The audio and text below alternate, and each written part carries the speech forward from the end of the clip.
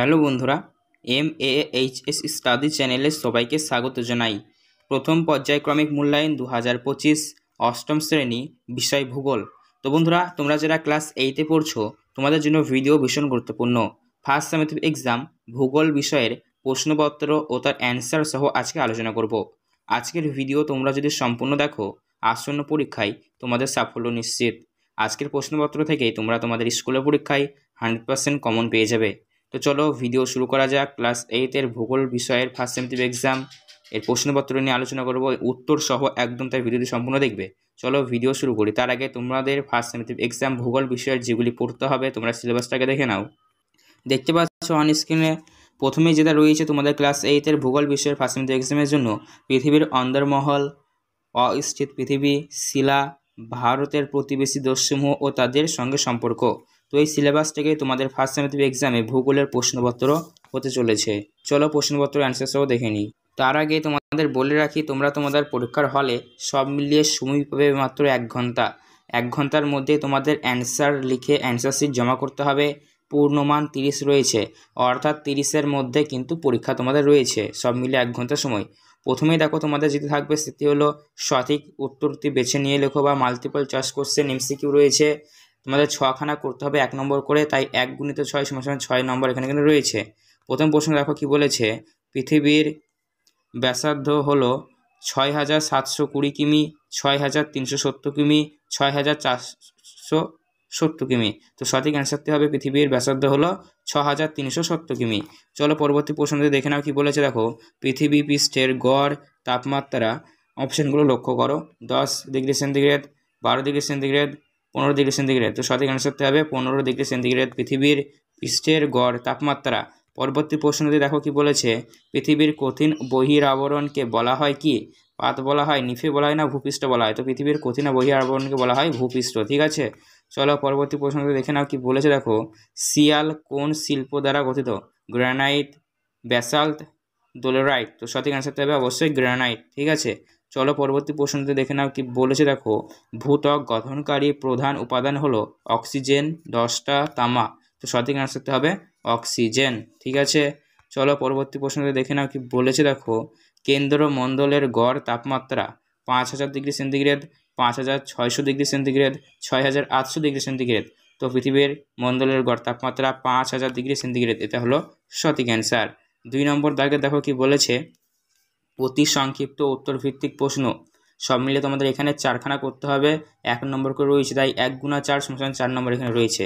প্রথম প্রশ্ন দেখো কি বলেছে, ভারতের প্রতিবেশী দেশের সংখ্যা কয়টি? তো ভারতের প্রতিবেশী দেশের সংখ্যা সব মিলিয়ে 9টি। ঠিক আছে, চলো পরবর্তী প্রশ্ন দেখে নাও, ভারত ও শ্রীলঙ্কা কোন প্রণালী দ্বারা বিচ্ছিন্ন? তো সঠিক অ্যান্সারটা হবে পক প্রণালী। ঠিক আছে, চলো পরবর্তী প্রশ্নটি দেখে নাও কি বলেছে। দেখো কোন দেশকে বজ্রপাতের দেশ বলা হয়? তো এর সঠিক অ্যান্সারটা হবে ভুটানকে বলা হয়। ঠিক আছে, চলো পরবর্তী প্রশ্নটি দেখে নাও। দেখো কি বলেছে, ভুটানের প্রধান ভাষা কি? তো ভুটানের প্রধান ভাষা হলো জাংতা। ঠিক আছে, তারপর দেখো প্রশ্নটা কি বলেছে, বাংলাদেশের প্রধান নদী কোনটি? তো বাংলাদেশের প্রধান নদী হলো মেঘনা। ঠিক আছে, চলো পরেরটা দেখো বলেছে কি, নেপালের রাজধানী কোনটি? তো নেপালের রাজধানী হলো কাঠমান্ডু। ঠিক আছে, চলো পরবর্তী প্রশ্নটি দেখে নাও কি বলেছে। 3 নম্বর দাগের সংক্ষিপ্ত উত্তর ভিত্তিক প্রশ্ন, যে কোনো 2টি করতে হবে, 2 নম্বর করে রয়েছে, তাই 2 × 2 = 4 নম্বর এখানে রয়েছে। প্রথম প্রশ্ন দেখো কি বলেছে, SAARC কত সালে গঠিত হয়? গঠনের উদ্দেশ্য, মানে এটা গঠিত কেন হয়েছিল বা উদ্দেশ্য কি বলতে লিখতে হবে। প্রশ্নটি দেখো আমরা কমপ্লিট করেছি ভালো করে।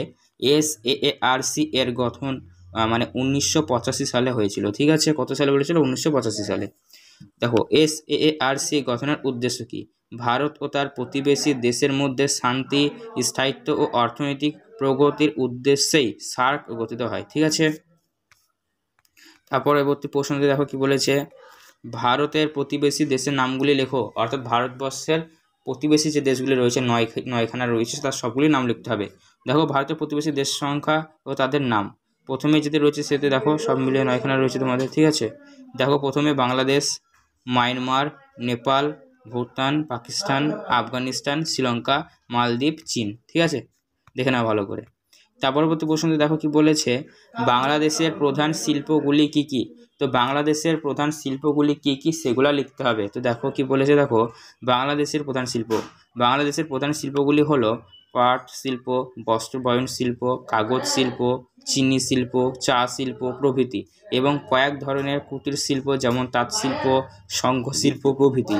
এছাড়া অন্যান্য শিল্পের মধ্যে রয়েছে সিমেন্ট শিল্প, মৎস্য শিল্প প্রভৃতি উল্লেখযোগ্য। ঠিক আছে, পরবর্তী প্রশ্নে দেখো কি বলেছে, সেগুন কাঠের দেশ কাকে বলা হয়। তো অ্যান্সারটি দেখো আমরা লক্ষ্য করো কি বলেছে, দেখো সেগুন কাঠের দেশ মায়ানমারকে সেগুন কাঠের দেশ বলা হয়, কারণ বিশ্বের প্রায় 70% সেগুন কাঠ এই দেশ থেকে সংগৃহীত হয়। এখানকার সেগুন গাছ মানে কাঠগুলি বার্মাটিক নামে পরিচিত। ঠিক আছে, সেগুন দেশ কাকে বলা হয় তোমরা অ্যান্সারটি পেলে। এরপরে দেখো তোমাদের 4 নম্বর দাগের সংক্ষিপ্ত ব্যাখ্যামূলক উত্তর ভিত্তিক প্রশ্ন যে কোনো 2টি করতে হবে। তোমাদের এখানে 3 নম্বর করে রয়েছে, সরি এখানে টাইপিং মিস্টেক, 3 নম্বর করে রয়েছে, 2 × 3 = 6 নম্বর কিন্তু এখানে রয়েছে, যে কোনো 2টি করতে হবে।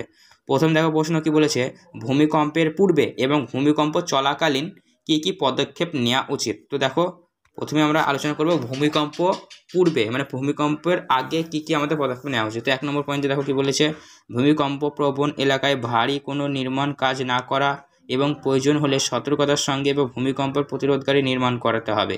জরুরিকালীন দরকারি জিনিসপত্র গুছিয়ে রাখা ও বাড়ির ঝুঁকিপূর্ণ বা দুর্বল স্থান মেরামত করে রাখতে হবে। বিপর্যয় মোকাবিলা দপ্তর এবং প্রশাসনের সঙ্গে যোগাযোগ রাখা প্রয়োজন। আপৎকালীন প্রস্তুতি বিপর্যয় ব্যবস্থার উপর গুরুত্ব দেওয়া প্রয়োজন। তো ভূমিকম্প হওয়ার আগে এই ব্যবস্থাগুলি নিতে হবে। এবং ভূমিকম্প চলাকালীন কী কী ব্যবস্থা তাহলে আমাদের নিতে হবে। দেখো ভূমিকম্প চলাকালীন গৃহীত পদক্ষেপ, ঘরের মধ্যে থাকলে দ্রুত বাইরে বেরিয়ে খোলা জায়গায় আসতে হবে। সম্ভব না হলে শক্ত কোনো আসবার তলায় আশ্রয় নিতে হবে। বহুতল বাড়ি থাকলে ঝুল বারান্দা লিফটের ব্যবহার করে বন্ধ করতে হবে এবং ইলেকট্রিক দ্রব্যবস্তুসমূহের সংযোগ বন্ধ করে দিতে হবে। বাড়ির বাইরে থাকলে কোনো গাছ, ইলেকট্রিক লাইন বা পোস্ট থেকে দূর থাকতে হবে। সম্ভব হলে বাড়ি থেকে বেরোবার আগে প্রয়োজনীয় জিনিস সঙ্গে নিয়ে বেরোতে হবে। ঠিক আছে, এর পরবর্তী প্রশ্নে দেখো ভালো করে, লাভা ও ম্যাগমা কি। তো এই প্রশ্নটার অ্যান্সারটিও আমরা ভালো করে কমপ্লিট করেছি। দেখো কি বলেছে, লাভা ভূগর্ভস্থ ম্যাগমা ভূত্বকের কোনো দুর্বল অংশ বা ফাটলের মধ্যে দিয়ে ওপরে উঠে এসে উত্তপ্ত তরল পদার্থের রূপে ভূপৃষ্ঠে প্রবাহিত হয়, একে লাভা বলে। তাহলে ম্যাগমা কাকে বলে, দেখো বলেছে ভূপৃষ্ঠের শিলাসমূহ প্রচণ্ড চাপে ও তাপে গলে যায় এবং গ্যাস ও বাষ্প মিশ্রিত হয়ে সান্দ্র অবস্থায় থাকে, একে ম্যাগমা বলে। তারপরে প্রশ্ন দেখো কি বলেছে, সুনামি কি। তো সুনামি একটি জাপানি শব্দ, সু শব্দের অর্থ বন্দর এবং নামি এর অর্থ হলো ঢেউ, অর্থাৎ সুনামির অর্থ হলো বন্দর সংলগ্ন এলাকায় মানে সমুদ্রের ঢেউ আর কি। ঠিক আছে, একটি আমরা চিত্রও এখানে দেখো ভালো করে দিয়ে দিয়েছে, চিত্রটিও তোমরা আঁকবে, কেননা চিত্র আঁকলে অবশ্যই আঁকতে হবে। এক্ষেত্রে যে ক্ষেত্রে চিত্র প্রয়োজন সেক্ষেত্রে অবশ্যই চিত্র দিতে হবে। এবং সৃষ্টির কারণ দেখো, সমুদ্রের তলায় ভূপৃষ্ঠ ঘটলে সামুদ্রিক ভূত্বকের স্থান পরিবর্তন ঘটে মানে সৃষ্টির কারণ আর কি। সমুদ্রবক্ষের রাশ্মিক অথবা নামায় সামুদ্রিক ঢেউয়ের উচ্চতা বেড়ে প্রবল শক্তিতে উপকূলীয় অঞ্চলে আসলে পড়ে। তো এবার দেখো কি বলেছে, আগ্নেয় পর্বত কাকে বলে। তো আগ্নেয় পর্বত কাকে বলে, ভূত্বকের দুর্বল অংশ বা ফাটল বা ছিদ্র দিয়ে যখন ভূ অভ্যন্তর গলিত সান্দ্র ম্যাগমা, গ্যাস, ছাই, জলীয় বাষ্প ইত্যাদি প্রচণ্ড বিস্ফোরণ সহ জোরে বা শান্তভাবে বাইরে বেরিয়ে আসে, তখন সেই প্রক্রিয়াকে অগ্ন্যুৎপাত বলা হয়। অগ্ন্যুৎপাতের ফলে আগ্নেয় পদার্থ মানে ফাটলের চারিদিকে সঞ্চিত হয়ে যে পর্বত গঠিত হয় তাকে আমরা আগ্নেয় পর্বত বলে থাকি। এর পরবর্তী দেখো 5 নম্বর পয়েন্টে তোমাদের কি বলেছে, ব্যাখ্যামূলক উত্তর ভিত্তিক প্রশ্ন, অর্থাৎ এগুলি কিন্তু তোমাদের 5 নম্বর করে রয়েছে, সব মিলিয়ে তোমাদের 2খানা করতে হবে, তাই 5 × 2 = 10 নম্বর এখানে পাবে তোমরা। এই যে প্রশ্নের অ্যান্সারগুলো তোমরা দেখতে পাচ্ছ, এই অ্যান্সারগুলো খুবই বড়, তার জন্য এই পিডিএফের মাধ্যমে লেখা সম্ভব হয়নি। অবশ্যই তোমরা এই প্রশ্নের অ্যান্সারগুলি বাড়িতে তৈরি করবে, আর না পারলে অবশ্যই নিচে কমেন্ট বক্সে কমেন্ট করে জানাবে। তোমাদের জন্য কিন্তু একদম পিডিএফ আমরা ফ্রি প্রোভাইড করে দেবো এই প্রশ্নের অ্যান্সারগুলো। ঠিক আছে, তো ফার্স্ট প্রশ্ন 5-এর দাগের ব্যাখ্যামূলক উত্তর ভিত্তিক প্রশ্ন 5 নম্বর করে রয়েছে। ফার্স্ট অফ অল প্রশ্ন দেখো বলেছে, পাললিক শিলা কাকে বলে। পাললিক শিলার উৎপত্তি অনুসারে মানে শ্রেণীবিভাগ করতে হবে। এবং 2 নম্বর প্রশ্ন দেখো কি বলেছে, শিলাচক্রের সংক্ষিপ্ত বিবরণ দাও। এবং 3 নম্বর প্রশ্ন দেখো কি বলেছে, রূপান্তরিত শিলার বৈশিষ্ট্য লেখো। তো এই হলো তোমাদের ক্লাস 8-এর ফার্স্ট সামেটিভ এক্সাম জিওগ্রাফির প্রশ্নপত্র তার অ্যান্সার সহ আলোচনা করলাম। তো এই ভিডিওটি তোমাদের কেমন লাগলো অবশ্যই নিচে কমেন্ট বক্সে কমেন্ট করে জানাবে। এবং আমরা ক্লাস 8-এর বাংলা, ইংরেজি, গণিত, পরিবেশ এবং ইতিহাস সব প্রশ্নপত্রের অ্যান্সার আলোচনা করেছি, যেগুলি পড়লে তোমাদের পরীক্ষায় অনেকটা হেল্প হবে।